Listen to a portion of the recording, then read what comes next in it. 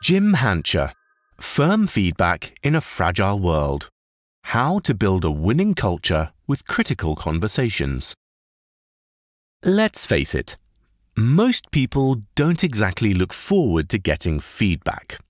And many leaders aren't well-trained communicators and therefore don't feel confident giving it either. But there's an important paradox at play here.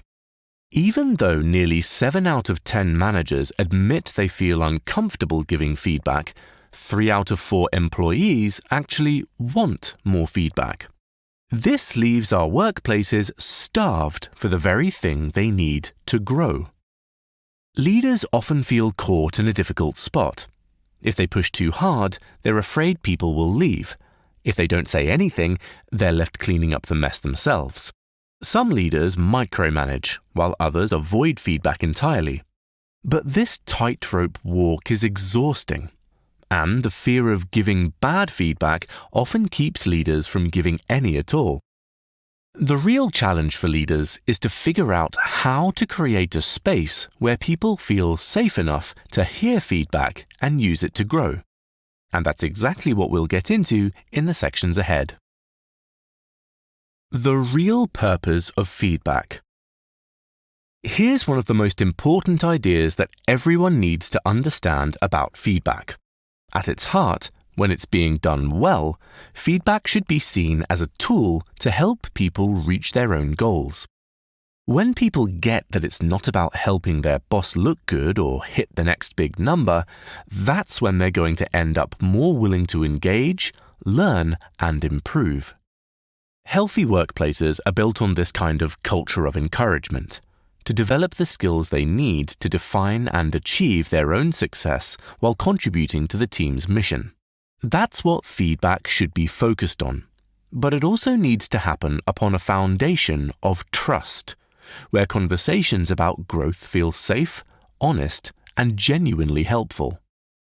Building trust is how leaders move from tiptoeing around tough conversations to confidently guiding their teams towards excellence, one meaningful conversation at a time. If you take a moment to think back on the leaders who changed your life, the ones you really trusted and listened to, you might realize it wasn't just the ones who cheered you on from the sidelines. It was the ones who held you to a higher standard, who saw the potential in you and pushed you toward it, even when it was uncomfortable. Feedback, when given well, has the power to transform not just your performance, but your entire outlook on who you can become. Effective and trustworthy leaders are the ones who embrace this role as stewards who help people grow toward their personal and professional goals. They care deeply about the individuals on their teams, viewing the company as a tool to help their people thrive, not the other way around. These leaders understand that employee engagement isn't something you can force with compliance alone. True buy-in happens when people feel seen, valued, and challenged in ways that align with their hopes for their own lives. This kind of buy-in doesn't happen with passive feedback, the kind of feedback that is given as a last resort, aimed at preserving peace and not promoting growth. But it doesn't happen with the aggressive approach either. Aggressive leaders may achieve some short-term results, but they leave their teams feeling demoralized and exhausted. Then there's the passive-aggressive approach, where leaders avoid direct conversations yet send signals of disapproval, leaving employees confused and anxious. But there's a better way. Assertive feedback. Assertive leaders blend clarity with care. They set clear expectations while forming genuine relationships with their team members, holding them accountable while supporting their growth. This kind of leadership requires intention, awareness, and practice. It's about choosing to lead in a way that uplifts people while ensuring accountability. In a world where people often feel fragile and disconnected, leaders who give consistent, thoughtful feedback can make a profound difference. They remind people that they are capable, seen, and supported, and that together you can pursue growth that truly lasts and achieve great things. The feedback bank account. At the heartbeat of feedback is one thing: relationships. And healthy, functioning relationships are not a one-way street. Leaders would do well to understand this. For instance, the author had an executive assistant, Karen, who told him she didn't feel like anything she did was ever good enough. This completely blindsided Jeff because, in his head, he constantly praised Karen's work to others, just never to her. Karen wasn't angry, she was hurt. She felt like she was hustling to keep up with his fast pace, but all she got was more instructions, not appreciation. It was at that moment the author realized he was making too many withdrawals from Karen, corrections, demands, feedback, without making enough deposits. Remember, feedback requires trust, and trust is built on deposits. Thank yous, encouragement, showing you care. If we only pull from people without pouring into them, it damages the foundation we need for effective feedback. Why do leaders get stuck in withdrawal mode? It's not because we're negative people, it's because leaders are hardwired to look for problems and fix them. But in that hunt for improvement, we sometimes forget to notice and celebrate what's going well. That's why one-on-one meetings matter so much. Every time you ask about someone's goals, their family, or their weekend, you're making a deposit. These moments build the trust needed for people to receive feedback without defensiveness. And all it costs is a little time and genuine attention. There are two types of investments that you need to make during one-on-one meetings: professional and personal. Professional investments start with clear expectations. If your team doesn't know what's expected, they can't hit the target. And if they do, it's by accident, not design. Imagine telling someone to run a 4-minute mile without training or a clear plan. It's unfair, and it's the same in the workplace when we give feedback without setting clear, fair expectations. Personal investments are just as critical. Get to know your team's goals, dreams, and challenges. When you help people reach goals they care about, you earn the right to speak into their lives when you need to provide feedback. The better you know your team, the more you'll find yourself wanting to see them win, and the more trust you'll build for those tougher conversations. Think of it this way. As a leader, you need to earn the right to give feedback, and that starts by making deposits that show you care. That's what gives your feedback power and credibility. And remember, every deposit you make is an investment in their future, and in yours as a leader who truly helps others reach their potential. The pitfalls of poor feedback. Before we get into the specific kinds of feedback that can work wonders, let's first talk about the specific kinds that don't work, and why they don't work. Bad feedback stems from a central misunderstanding. A lot of leaders believe that feedback is about passing judgment or calling people out. That's wrong. And it's a big problem because this means feedback gets tied up with messy emotional fallout. Feedback is neutral. It's simply information returned to help modify the next action. That's it. It's not positive, it's not negative, it's just data. And when leaders bring their emotions into it, maybe they're frustrated or maybe they feel like they aren't being heard, suddenly feedback becomes emotionally charged. When you give feedback with emotion, you end up using extreme language. You say things like, "You never show up on time," or "You always throw your co-workers under the bus." Those words, never, always, put people on the defensive, making them feel like you're attacking them personally instead of talking about the facts of their behavior. And once people feel attacked, they stop listening and start protecting themselves. Effective leaders know how to diagnose the problem, not the person. They're hard on expectations but soft on people, using specific language to describe exactly what happened and what impact it had, without exaggeration or aggression. The feedback sandwich is another example of how leaders can mess up the process. You know the drill. Say something nice, slip in the negative feedback, and then end with another compliment. It sounds harmless, but it actually confuses your message. Let's say you tell Tara she's amazing and caring. Then you slip in that she's often showing up late, and then you tell her her reports are flawless. What's Tara supposed to take away from that? Is being late really a problem, or is it not a big deal? The feedback sandwich dilutes your message, and your team ends up unclear about what actually needs to change. Even worse, your team starts to expect that every compliment is just a setup for bad news, so they can't even enjoy genuine praise anymore. Instead, let your positives be positive and your negatives be negative. Be clear about what's going on, and be clear about what needs to change. The trust you build through honest, direct feedback is what will allow you to hold your team accountable without damaging your relationship with them. To help make this easier for you and for your team, schedule time each week for feedback. Block off a few half-hour slots on your calendar. If you don't need them, great. Use the time for something else. But this way, when feedback is needed, the meeting will already be planned.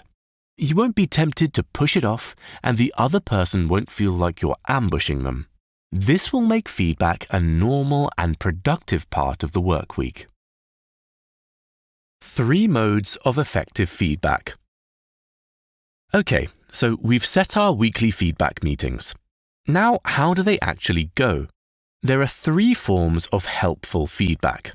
They're directive, collaborative, and supportive. Let's start with directive feedback. This is the kind of feedback for situations that require quick and clear instructions. You tell your people exactly what needs to be done, how it needs to be done, and when it needs to be done. It's direct, it's firm, and sometimes it's what the team needs. Directive feedback is what you want to use when you're dealing with a non-negotiable situation, like safety protocols or if a customer is threatening to leave if you don't fix an issue fast. These aren't moments that require running a root cause analysis with the team.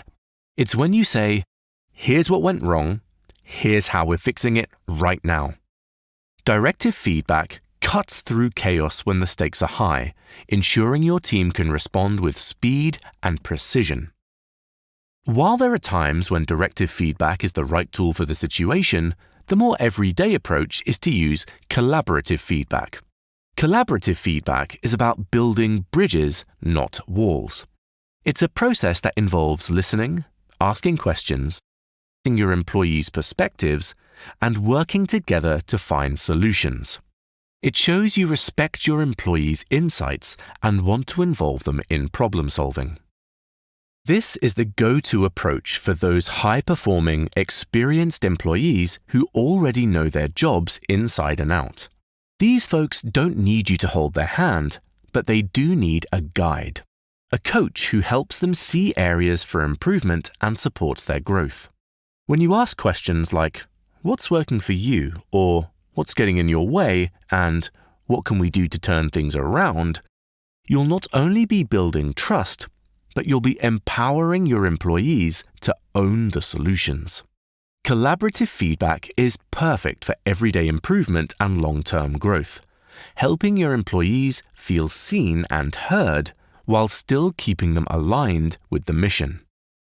And finally, there's supportive feedback, which is about encouragement and empathy. Supportive feedback is what you use when your employees are truly struggling. It's a process of recognizing that people sometimes face personal or professional challenges that require extra encouragement and support. Supportive feedback requires listening above all else and letting the other person vent. It's a powerful tool for helping employees who are typically high performers but hit a rough patch, or for those who just need to voice themselves during chaotic transitions. By listening actively, using open body language, and offering encouragement, you give your employees the confidence to get back on track. But keep in mind, supportive feedback shouldn't become a way for employees to dodge accountability. Accountability and owning your responsibilities is a big part of the relationship, which we'll get into in the next and final section. Keeping people accountable and engaged. That's right, accountability is the backbone of real leadership. If you don't follow through, you might as well not set expectations at all. You can tell your team to show up on time, but if you ignore them when they stroll in late, you're teaching them that your expectations are just hopeful suggestions, not something you're willing to fight for. This isn't something to underestimate. Every time you let a missed deadline, a bad attitude, or a safety shortcut slide, you lose credibility. If you're not prepared to hold people accountable, none of the feedback techniques will matter. Period. But accountability doesn't mean you become a ruthless tyrant. You can still lead with compassion while ensuring your team meets expectations. Here's another useful tool, the 5 questions technique. This is a practical, respectful way to handle unmet expectations while keeping your team engaged in the solution. The 5 questions are: do you know what the expectation is? Can you explain what the expectation is? Can you tell me why meeting or exceeding the expectation is good for you? What changes will you make to ensure that you meet or exceed the expectation? If this behavior continues, what do you think we should do about it? These questions are designed to reinforce clarity and buy-in while avoiding the possibility that the employee will receive any surprise punishments. It makes accountability clear, fair, and consistent, while still showing the other person that you care about their success. Finally, getting better at feedback is a process in itself, and it's one that benefits from daily personal reflection. Asking yourself simple but powerful questions like, did I give feedback in a way people could receive? And did I respond with curiosity instead of emotion? This practice helps you catch your own patterns before they become a problem for your team. Of course, you also need to actively seek feedback yourself, whether it's from your team or your boss. But remember, people may hold back if they don't feel safe about being honest. So it's your job to build trust and demonstrate that you genuinely want to hear the truth, not just flattery. Remember, you can't lead with fear of discomfort. If you want to build a high-trust, high-performance culture, you have to give feedback firmly, receive it graciously, and always, always follow through. Your team deserves it, and so do you. The main takeaway of this Blink to Firm Feedback in a Fragile World by Jeff Hancher is that it is possible for leaders to deliver clear, constructive feedback without destroying trust or morale. Feedback can be a leader's superpower, helping team members to grow and flourish. There are 3 types of feedback: directive, cooperative, and supportive. Leaders should know when and how to use each approach depending on the circumstances. By normalizing feedback through regularly scheduled conversations, leaders can ensure that issues are addressed in a timely fashion and expectations are agreed upon. This also requires a commitment to follow through, since failing to address repeated issues will only erode your credibility. Accountability should be paired with compassion and clarity, as well as further opportunity for employee buy-in and engagement. By fostering safety and trust, you will create a culture where feedback flows freely in all directions. Well, that's it for this Blink. We hope you enjoyed it. If you can, please take the time to leave us a rating, as we always appreciate your feedback. Hope to see you again in the next Blink.